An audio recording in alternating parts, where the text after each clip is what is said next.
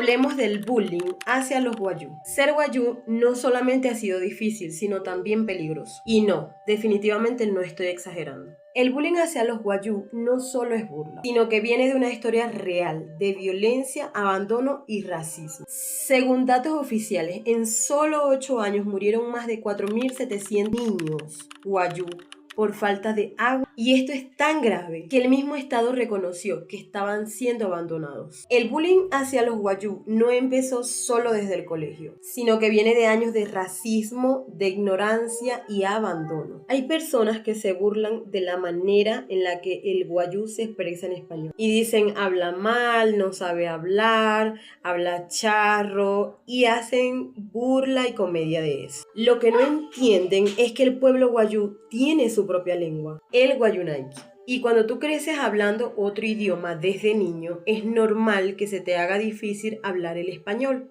Y no es ignorancia, ni es que sean brutos como muchos dicen. Eso se llama bilingüismo.